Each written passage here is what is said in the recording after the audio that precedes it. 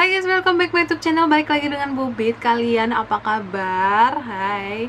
Nah, buat kalian nih yang baru aja nongkrong di YouTube channelnya Bubit, hai, kenalin, nama saya Tiara yang biasa dipanggil dengan Bubit. Kali ini Bubit memang ya seperti yang kalian tahu, akhir-akhir ini Bubit lama banget vakumnya dari per-YouTubean. Jadi karena memang sebenarnya informasi tentang BPJS itu untuk peserta BPJS, pengguna peserta BPJS itu tuh udah nggak ada. Maksudnya dalam artian bukannya tidak ada, tapi sama saja seperti tahun ke tahun, kurang lebih seperti itu, kecuali kemungkinan iuran tentang BPJS. Nah, itu mungkin info terbaru dari BPJS. Selebihnya yaitu adalah informasi tentang ya untuk intern sih, untuk kayak vaskes tingkat pertama untuk kami-kami aja, jadi bukan untuk peserta.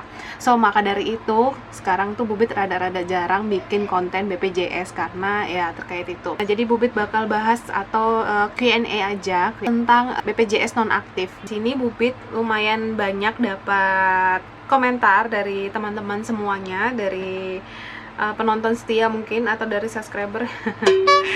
So, jadi pertama-tama nih Bubit bakal lihat komentar-komentar yang sebenarnya Bubit udah kasih ini ya, udah kasih komen atau udah balas masing-masing, tapi ada aja yang belum kebalas, ternyata ketindih gitu.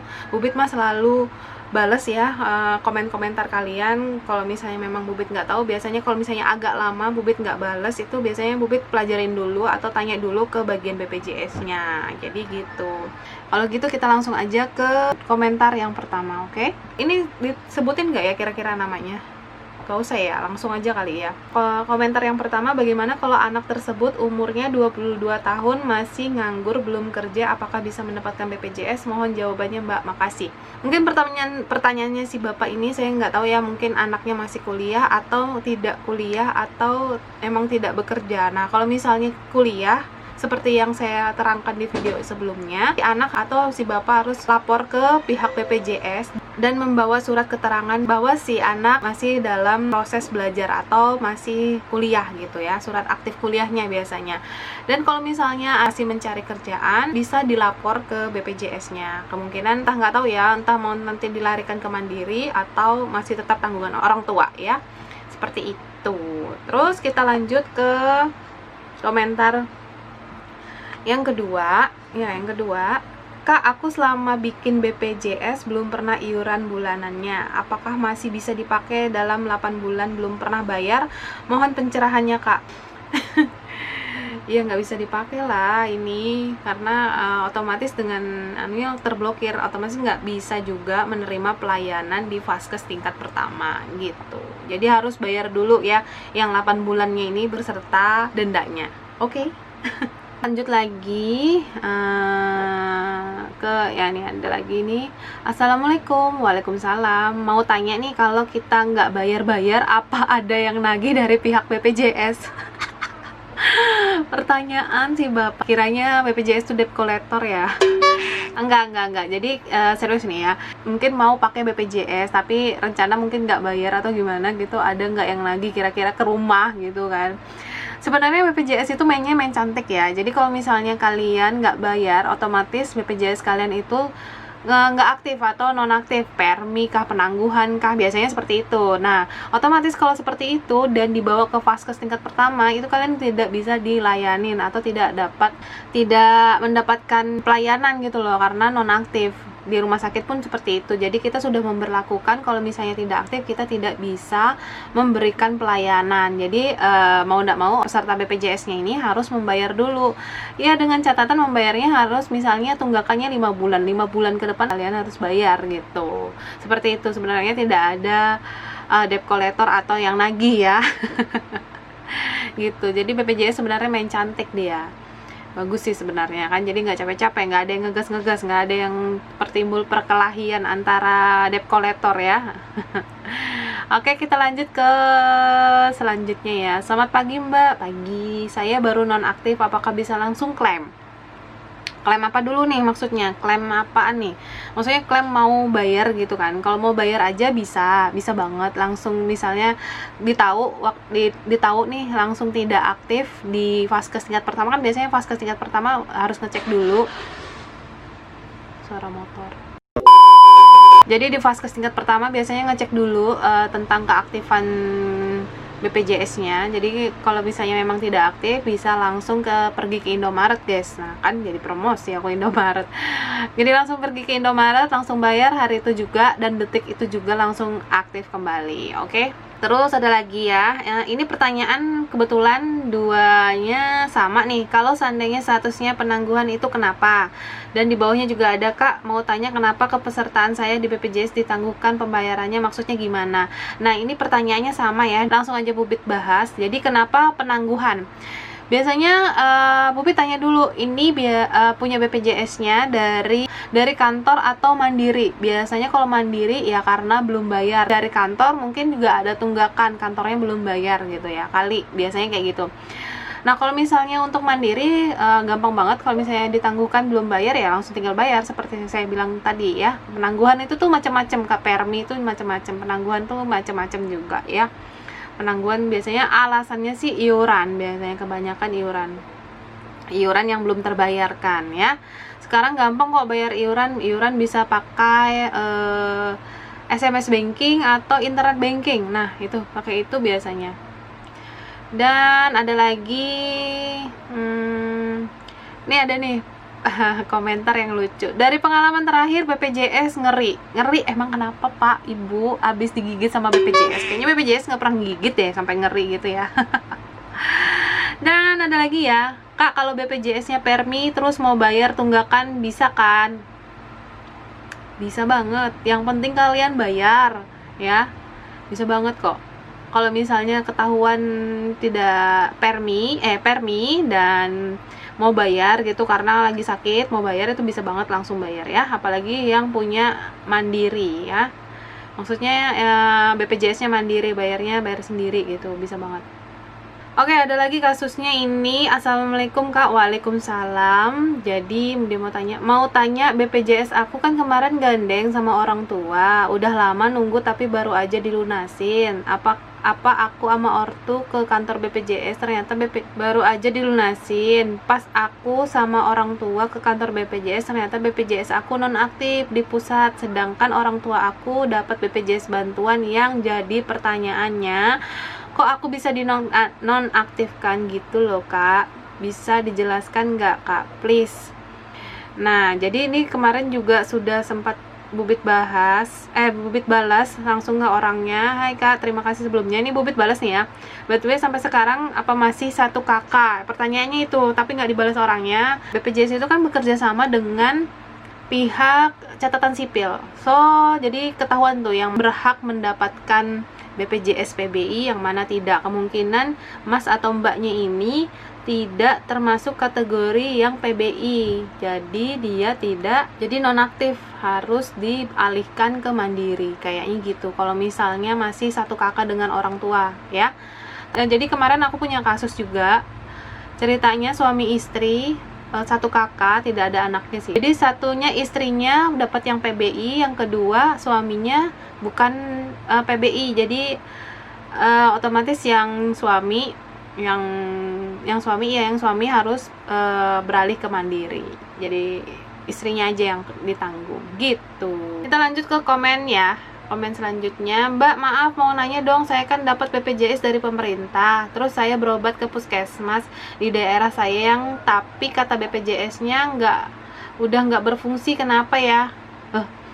PBI tidak berfungsi lagi nih. Kemungkinan aja nih ya PBI, kalau misalnya si ibunya ini punya PBI sebelumnya terus dicek tidak berfungsi lagi, bisa jadi PBI-nya itu dicabut dari BPJS. Nah, jadi kemungkinan udah layak bisa membayar iuran masing-masing, tidak pakai bantuan lagi gitu. Biasanya gitu.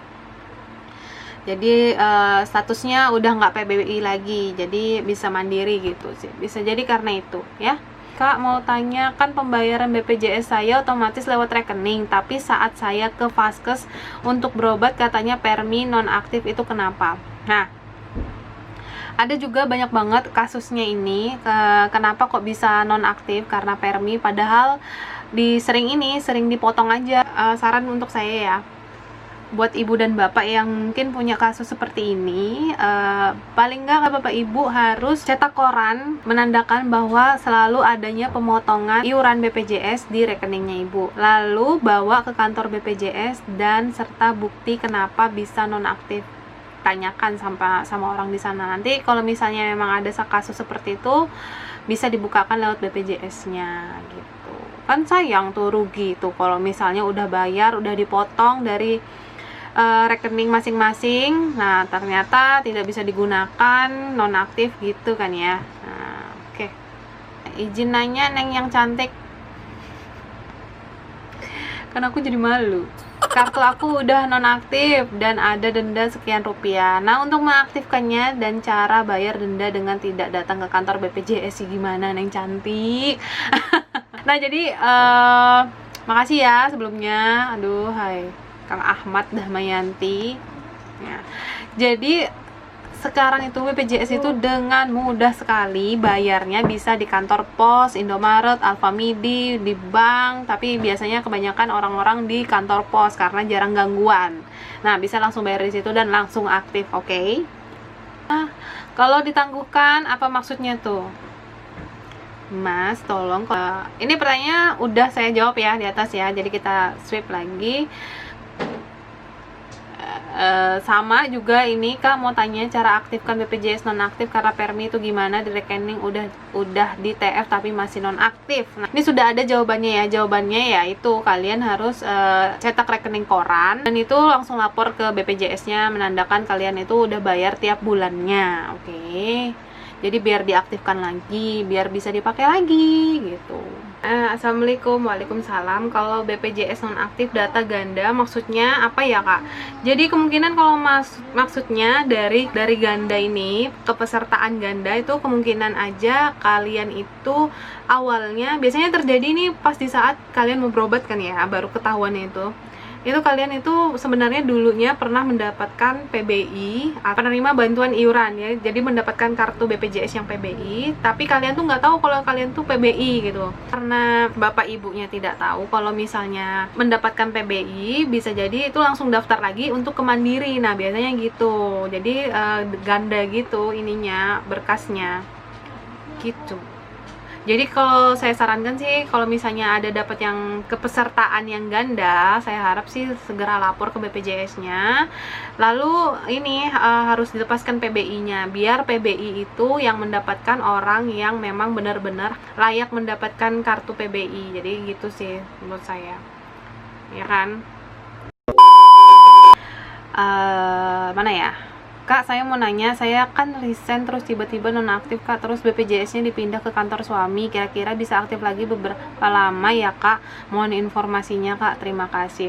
Kalau misalnya sudah diurus BPJS-nya ke kantor suami, biasanya itu tergantung HRD-nya lagi ya. Kalau misalnya HRD-nya cepet ngurusnya, cepet juga aktifnya. Jadi kalau misalnya mau tahu aktif apa enggaknya, coba aja ibunya ke Vaskes tingkat pertama untuk dicekkan gitu. Nanti kalau misalnya masih belum aktif, foto aja itu, nanti difoto lalu ke kantor ininya, ke kantor HRD-nya yang suami ya, melaporkan bahwa kalau misalnya belum aktif gitu ya. Terus ada lagi, Assalamualaikum Kak. Waalaikumsalam. Saya mau nanya boleh boleh banget. Mau nanya boleh banget. Nah, emang disuruh buat nanya. Kalau misalnya nggak nanya kan berarti kalian paham gitu. Kak, aku mau tanya, aku belum bayar BPJS tapi pas mau bayar udah lunas terbayarkan, maksudnya kenapa ya? Apa kartu saya karena udah dinonaktifkan tapi pas mau bayar di Alfa katanya udah lunas, tolong penjelasannya.